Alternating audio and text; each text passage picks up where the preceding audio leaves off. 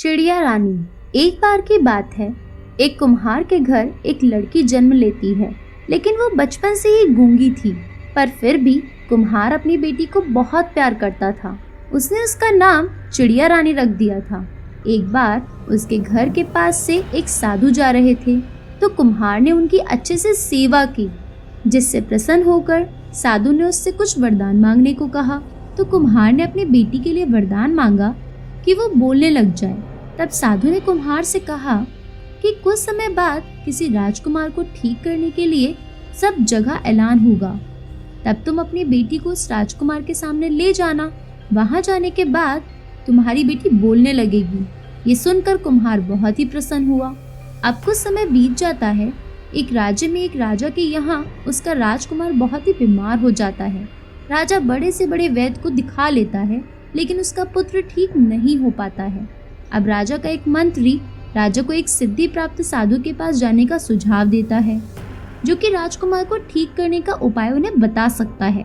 अब राजा साधु को ढूंढने निकल पड़ता है। बहुत दिनों की यात्रा करने के बाद उस राजा को वही साधु एक जंगल में मिलता है, जो कुम्हार के घर भोजन करने गया था। अब राजा इससे पहले साधु को अपने आने का कारण बताता, उससे पहले ही साधु राजा से कहता है कि तुम्हारा पुत्र किसी भी औषधि से ठीक नहीं होगा। यदि तुम्हें उसे ठीक करना है तो तुम वही करो जैसा मैं तुम्हें बताता हूँ। साधु की शक्ति देखकर राजा साधु के सामने नतमस्तक हो जाता है। अब साधु राजा से बताता है कि तुम्हारे पुत्र को एक चिड़िया रानी नाम की लड़की ही ठीक कर सकती है। जब वो तुम्हारे पुत्र के सामने गाना गाएगी तभी तुम्हारा पुत्र ठीक हो जाएगा। अब राजा अपने राज्य में और आसपास के राज्य में से घोषणा कर देता है कि चिड़िया रानी नाम की लड़की उसके राजकुमार के सामने आकर गाना गा दे, जिससे उसका पुत्र ठीक हो जाएगा। जिसके बदले में वो उस लड़की को बहुत सारा इनाम भी देगा। इनाम के लालच में बहुत से पिता अपनी लड़की का नाम चिड़िया रानी बताकर राजकुमार के सामने लाते हैं और उनसे गाना गवाते हैं, लेकिन राजकुमार की हालत में कोई भी सुधार नहीं होता। अब राजा का मंत्री सभी लालची लोगों की बात समझ जाता है और ये ऐलान भी कर देता है कि यदि चिड़िया रानी के गाना गाने के बाद भी राजकुमार ठीक नहीं होते हैं तो उस लड़की को उसके पिता के साथ ही जेल में बंद कर दिया जाएगा। ये ऐलान सुनते ही सभी लालची पिता अपनी बेटियों को वहां से लेकर वापस भाग जाते हैं। अब राजमहल के बाहर कोई भी लड़की नहीं बची थी। ये देखकर राजा मायूस हो जाता है।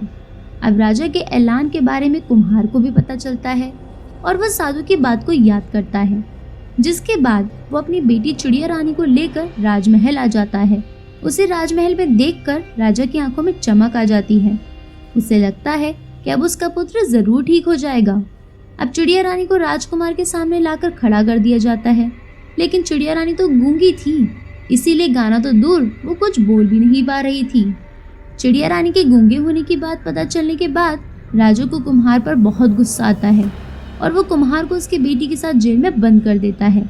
राजा को लगता है कि कुम्हार भी झूठा है और उसका मजाक उड़ाने के लिए उसने ऐसी हरकत जानबूझकर की है। कुछ समय बाद राजा के पास उसका एक सेवक दौड़ा दौड़ा आया। उसने राजा से कहा कि राजकुमार नींद में कुछ बड़बड़ा रहे हैं।